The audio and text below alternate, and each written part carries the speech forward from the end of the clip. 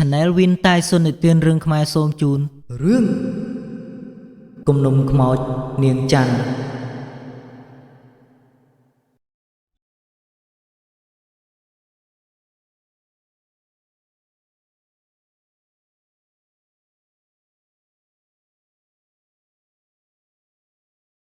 នាវេលាយប់មួយដ៏សែនត្រជាក់នៅក្រោមពន្លឺដួងច័ន្ទដ៏សែនភ្លឺថ្លាដែលកំពុងរះចែងចាំងមកលើផ្ទះមួយខ្នងបើយើងសម្លឹងមើលទៅឲ្យចំនៅខាងមុខផ្ទះមានមនុស្សពីរនាក់កំពុងតែអង្គុយលើគ្រែជជែកគ្នាលេងដោយសារតែកូនប្រុសរបស់ពូឡនទើបត្រឡប់មកពីធ្វើការនៅឯប្រទេសថៃវិញកូនប្រុសរបស់គាត់មានឈ្មោះថានាយសិតពួកគាត់ទាំងពីរកំពុងតែជជែកគ្នាយ៉ាងរីករាយដោយសារតែកូនប្រុសរបស់គាត់បានរៀបរាប់ពីកាលដែលគាត់ធ្វើការនៅឯប្រទេសគេពេលនោះពិសិដ្ឋក៏បានឃើញផ្ទះដែលនៅជាប់ផ្ទះរបស់គេមានសភាពស្ងាត់ជ្រងំគួរឲ្យចម្លែក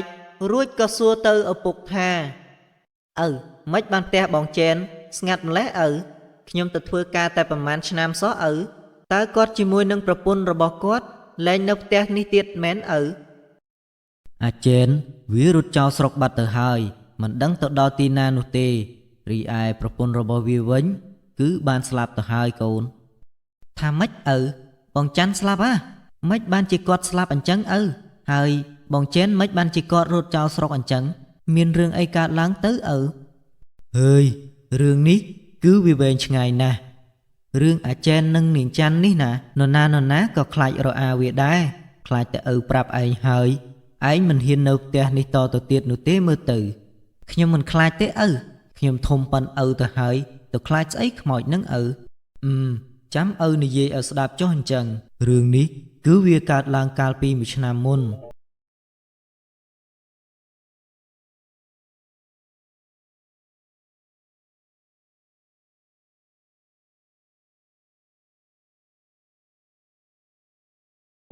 វាគឺជាមនុស្សដែលចូលចិត្តផឹកស្រាខ្លាំងណាស់តាំងពីព្រឹកទល់ល្ងាចគេតែងតែចេញទៅផឹកស៊ីដើរលេងសប្បាយជាមួយនឹងមិត្តភ័ក្តិរបស់គេរាល់ថ្ងៃហើយពេលត្រឡប់មកផ្ទះវិញនៅយប់ជ្រៅទុកបណ្ដោយឲ្យប្រពន្ធរបស់គេដែលកំពុងមានផ្ទៃពោះ5ខែទៅហើយនៅដេកចាំផ្ទះតែម្នាក់ឯង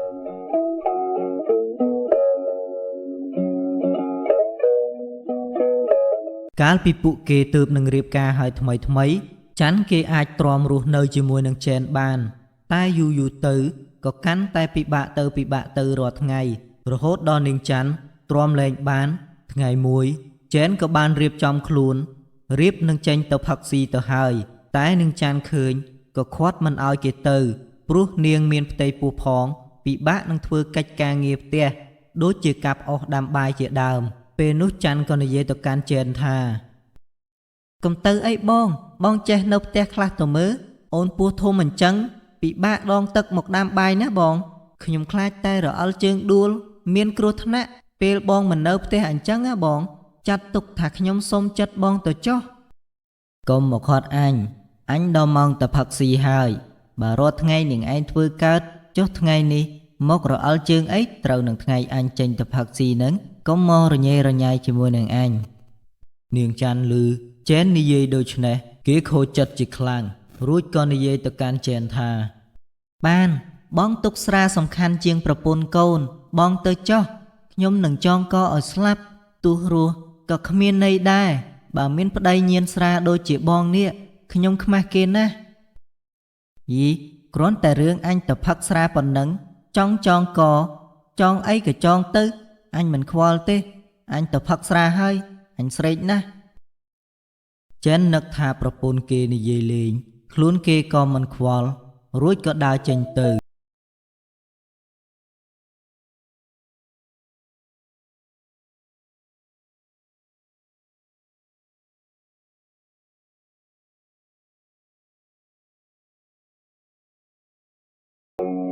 ចំណែកឯនាងច័ន្ទជាប្រពន្ធវិញ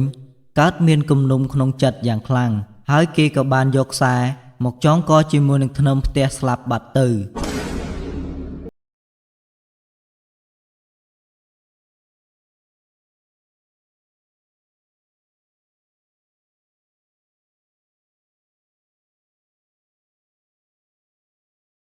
ពេលចែនត្រឡប់មកពីផឹកស្រាវិញគេឃើញប្រពន្ធរបស់ខ្លួនចងកស្លាប់ក៏មានអារម្មណ៍ថាសោកស្ដាយជាខ្លាំង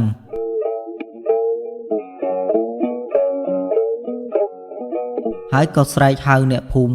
ឲ្យមកជួយលើកសពប្រពន្ធដាក់ចុះគ្រប់គ្នាឃើញនឹងចានស្លាប់បែបនេះក៏មានអារម្មណ៍រន្ធត់ចិត្តជាខ្លាំងរីឯចែនបានត្រឹមយំសោកស្ដាយប្រពន្ធរបស់ខ្លួន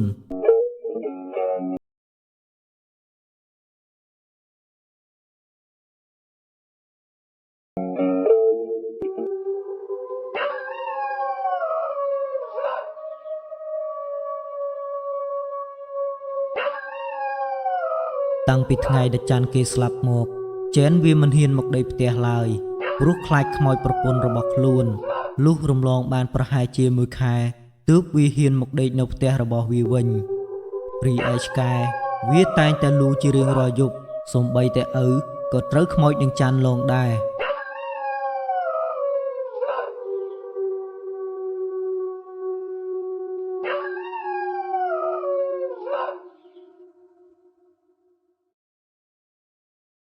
យប់មួយ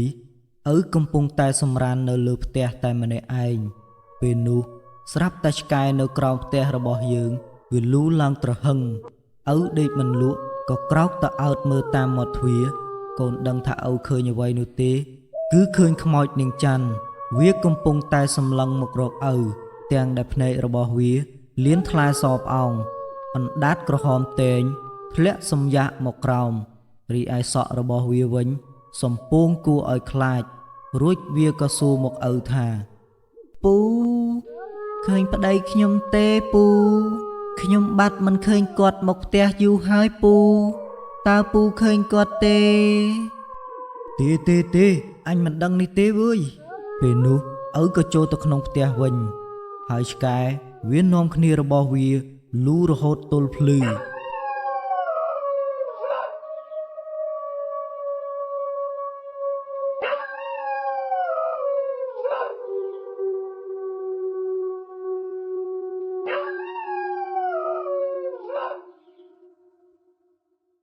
រឿងនេះគឺនៅវែងតទៅទៀត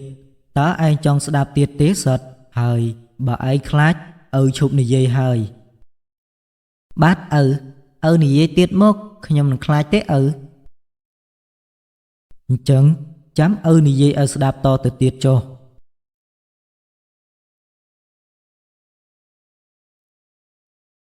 នៅយប់មួយទៀតមីងច្រឹបរបស់ឯងបានមកលេងផ្ទះរបស់យើងលុះគាត់ដើរត្រឡប់ទៅផ្ទះរបស់គាត់វិញគប់ជួនដើរកាត់មុខផ្ទះរបស់ច័ន្ទពេលនោះស្រាប់តែខ្មោចនាងច័ន្ទក៏បានលេចចេញមកនៅនឹងមុខផ្ទះរបស់វាមីងឯងឃើញហើយពេលគាត់ទៅដល់ផ្ទះវិញដេកឈឺ3យប់3ថ្ងៃទាល់តែយកទៅឲ្យលោកស្រោចទឹកឲ្យទើបបាត់ខ្លាចខ្មោចនាងច័ន្ទតាំងពីនោះមកមីងរបស់ឯងលែងហ៊ានដើរកាត់ទីនេះតទៅទៀតរហូត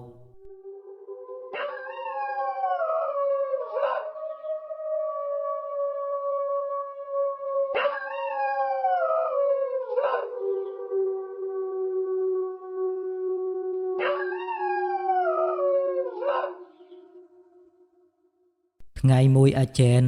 វាបានមកដេកផ្ទះរបស់វាវិញតែវាមិនបានដឹងថាប្រលឹងប្រពន្ធរបស់វាបានទៅណានោះទេហើយវានៅតែផឹកស្រាដដែលខណៈពេលដែលវាកំពុងតែដេកសុកក៏បានឃើញខ្មោចនាងច័ន្ទកំពុងតែចងកនៅនឹងធ្នឹមផ្ទះដោយទឹកមុខរបស់នាងចងកំហឹងជាមួយនឹងចែនយ៉ាងខ្លាំងដែលមានអណ្ដាតធ្លាក់មកយ៉ាងវែងអន្លាយហើយក៏រលាយបាត់ទៅវិញមួយរំពេច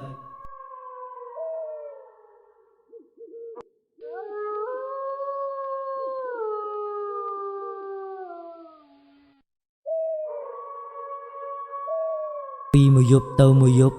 ច័ន្ទលងចែនមិនឲ្យបានដេកសោះឡើយរហូតដល់ចែនទ្រាំលែងបានក៏លួចរត់ចាកចេញពីស្រុកភូមិនេះបាត់ទៅមិនដឹងទៅដល់ទីណានោះទេ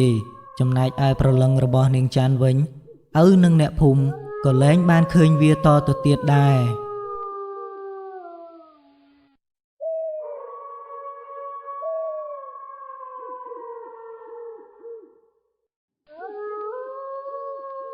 លុះអស់រយៈពេលជាច្រើនខែទើបអ្នកភូមិ បានប្រទះឃើញសាកសពជេនដែលដេកស្លាប់យ៉ាងអាណោចអាធមជេនគេស្លាប់ដោយសារតែនាងច័ន្ទតាមកាច់ករហូតដល់ស្លាប់ម្លោះហើយទើបអ្នកភូមិមិនដែលប្រទះឃើញជេននិងប្រលឹងខ្មោចរបស់នាងច័ន្ទរហូតមកដល់ពេលឥឡូវនេះហើយរឿងអាជេននិងនាងច័ន្ទគឺចប់ត្រឹមនេះឯងតោះកូនឡើងទៅដេកយើងយប់ជ្រៅហើយបាទឪ